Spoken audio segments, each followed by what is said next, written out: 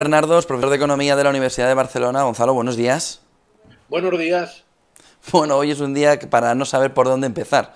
Quizá por cercanía habrá que mirar al Reino Unido y esa pelea comercial, ¿no? Porque si empieza a no cumplir el acuerdo, toda la parte de Brexit que parecía que estaba ya sentada y que los mercados además entendían que era agua pasada, pues puede generar un poco de marejadilla, aunque sea en el fondo, y cómo puede afectar sobre todo a la Unión Europea. ¿Cómo lo ve usted, Gonzalo? Bueno, esto era uno de los aspectos previsibles del acuerdo. Boris Johnson es un tramposo, nunca ha cumplido lo que ha dicho y no iba a ser una excepción esta vez. Es verdad que este análisis lo estoy haciendo a tiempo pasado, pero forma parte de su historia. Hay que ver todas las mentiras que llegó a decir en campaña electoral, del dinero que podía dedicar al servicio de salud en el Reino Unido si se marchaba de la Unión Europea, y no había prácticamente sus declaraciones ni una verdad. Y lo que representaba el acuerdo es una elevada tensión entre Irlanda e Irlanda del Norte. Y este va a ser un motivo que le va a perseguir durante todo el tiempo, y vamos a ver si la Unión Europea se pone seria, le dice a las trampas que no, y si es imprescindible y si es necesario también, pues coge y le dice, oye, mira, tú por tu lado, nosotros por el nuestro, sabiendo que la Unión Europea va a perder, pero el Reino Unido va a perder muchísimo más. Justo le iba a preguntar por eso, si ese acuerdo comercial se termina por romper del todo, ¿quién saldría más mal parada? Porque tampoco Reino Unido tendría muy fácil retener a determinadas empresas con un acuerdo comercial, bueno, con el Brexit duro que se planteaba, por lo que tampoco Reino Unido debería, bueno, plantear un acuerdo comercial sin consecuencias para ellos, ¿no? Pero en el mundo de los populistas, y Boris Johnson es uno de primera categoría, las implicaciones económicas son secundarias. Fíjese que él, con el tema de las vacunas, que ha estado más hábil indiscutiblemente que que la Comisión Europea, pues ha conseguido tener una cierta popularidad que la había perdido totalmente en los últimos meses del año pasado. Y que él, en este caso, tenga un problema económico, pues no le es tan importante. Si fuera otro tipo de gobernante, lo tomaría de otra manera y sabría las consecuencias. Él cualquier cosa la quiere disfrazar con sus declaraciones, con sus actuaciones. Fíjese que es una persona que siempre sabe estar en el momento adecuado, en el lugar oportuno, típico de un populista. Y que si tiene un problema muy importante con Irlanda del Norte, la manera que lo pueda solucionar es ponerle en un brete a la Unión Europea y obligarle a la Comisión a decidir si se rompe cualquier acuerdo y cada uno negocia según las reglas de la Organización Mundial de Comercio, lo que significa aranceles, yo no lo descarto. El, la marcha de empresas, bueno, él cogerá, intentará vender un acuerdo con Estados Unidos. Esta venta del acuerdo con Estados Unidos lo tenía muy fácil cuando estaba Trump, ahora lo tiene bastante más difícil. Pero entre un problema comercial y un problema muy serio, muy importante, territorial, yo creo que la inmensa mayoría de los gobernantes populistas elegirían un problema comercial. Bueno, también nos llega de Reino Unido no solo esta crisis del Brexit, sino la hoja de ruta, dicen algunos, de lo que puede suceder a partir de 2023. Su ministro de Hacienda, Sunak, planteó un alza que llegara después de toda esta fase de estímulos, de unos 37.000 millones de subida de impuestos en 2 años. Esa vía británica puede llegar a Europa. Podemos ver a partir de 2023, o veremos a partir de 2023, o incluso antes, una subida de impuestos como la que está planteando el Reino Unido, o puede haber unas alternativas para una recaudación de impuestos también más ligada a la curva de Laffer, más ligada a una bajada impositiva que pueda potenciar la recaudación, pero no lastrando el consumo. Yo le diría que llevamos 40 años con la curva de Laffer, y ningún país en el cual se ha puesto una bajada de impuestos ha aumentado la recaudación y se ha reducido el déficit público. En los países en que esto ha sucedido, que han hecho una bajada de impuestos, luego te han contado que el estado del bienestar es insoportable y, como consecuencia, han procedido a reducir gastos en el estado del bienestar. Les recuerdo que Reagan puso en marcha una bajada de impuestos masiva y aumentó el déficit público. Les recuerdo que llegó Bush Jr. y hizo 3/4 de lo mismo y el déficit público subió. Y en cambio, les recuerdo que, por ejemplo, Obama subió tímidamente los impuestos y de un déficit público por encima del 11% lo dejó a Trump solo con un 3,6%.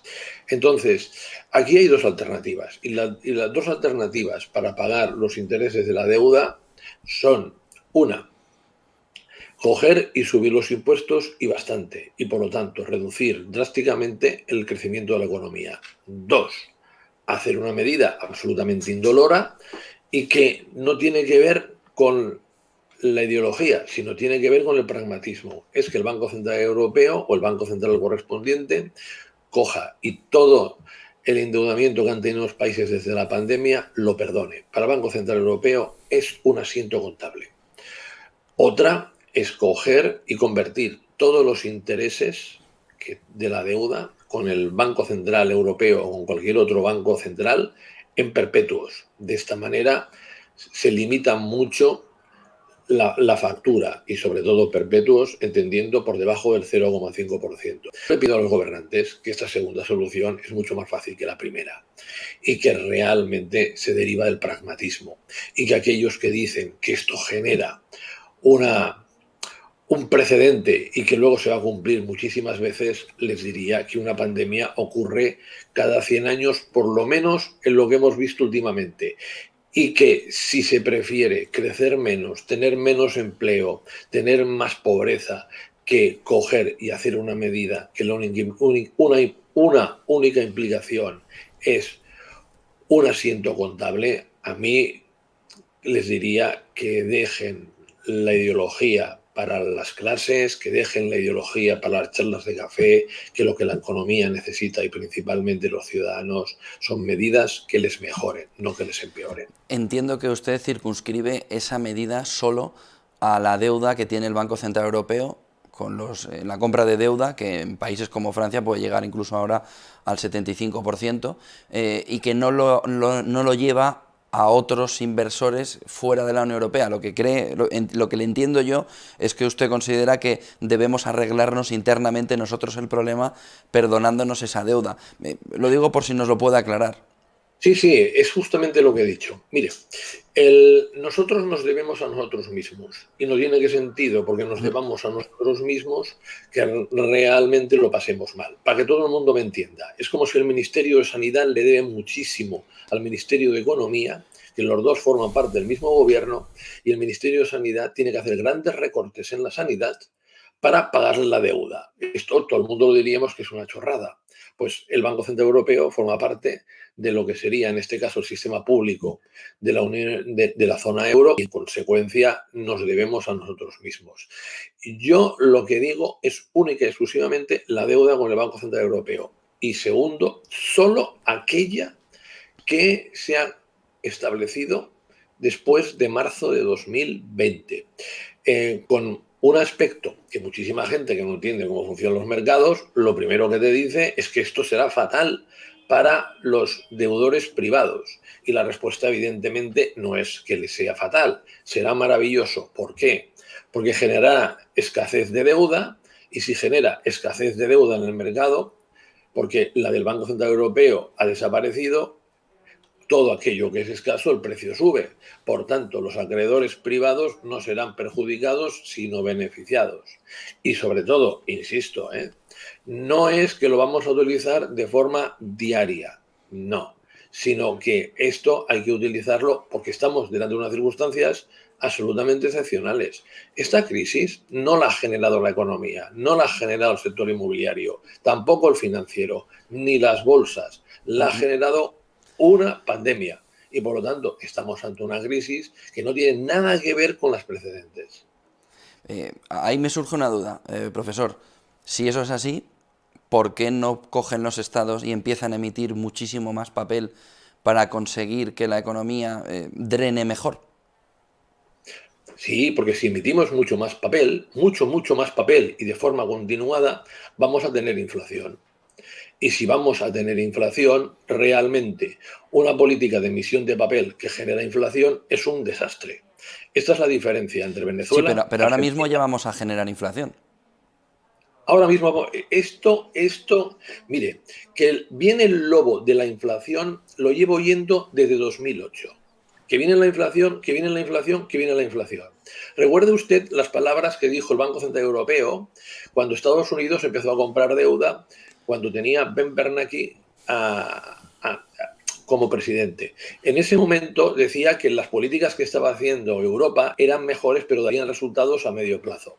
Nos obsequió en 2010 con la austeridad y nos dio 3 años más de crisis. Ese mismo Banco Central Europeo es el que confundió el tocino con la velocidad, es decir, una crisis de demanda con una de oferta, y subió el tipo de interés del 4 al 4,25 en julio de 2008.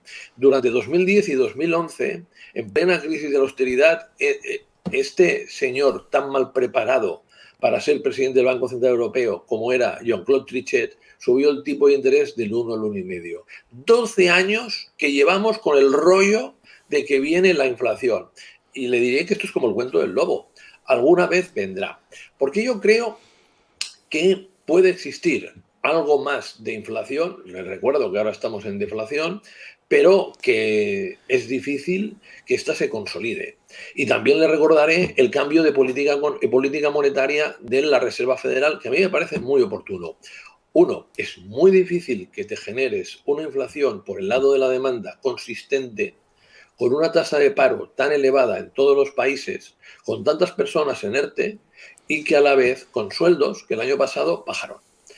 Dos, si se genera porque hay un ahorro acumulado muy importante durante la pandemia, ese ahorro acumulado, cuando salga, lo que vamos a ver es que generará un efecto gran consumo durante un periodo de tiempo corto.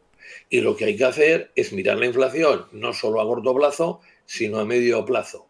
Tres, la que viene de materias primas viene porque se han hecho restricciones en la oferta. En el momento que esas restricciones en la oferta desaparezcan, vamos a ver otra vez cómo que los precios no son lo suficientemente elevados para subir. No obstante, yo les recomendaría cambiar el paradigma. No hacer como históricamente hacían los bancos centrales, que cuando veían un incremento pequeño de la inflación ya se ponían a subir tipos de interés, o incluso cuando el mercado de trabajo funcionaba mejor, como actitud preventiva suban los tipos de interés. A mí me ha encantado y creo un acierto el cambio de orientación de la política monetaria de la Reserva Federal, que dice que ellos pretenden conseguir a largo plazo una tasa de inflación de alrededor del 2% a largo plazo, pero que si durante un tiempo está en el 3, en el 3,5, no pasa absolutamente nada. Y le diré otra cosa, para todos nosotros nos iría muy bien inflaciones un poco superiores, en lugar de esa búsqueda prácticamente como si fuera el arca de Noé del 2%, que a veces esté en el 4 o en el 5, no pasa nada, porque les recuerdo que desde que buscamos tasas de inflaciones tan minúsculas, vamos de burbuja a burbuja. Y las acciones tecnológicas de Wall Street es una definición en la actualidad fantástica de lo que es una burbuja, como el Bitcoin. Muchísimas gracias, Gonzalo Bernardos, profesor de Economía de la Universidad de Barcelona. Ha sido un placer. Buen día y buen negocio, profesor. Igualmente.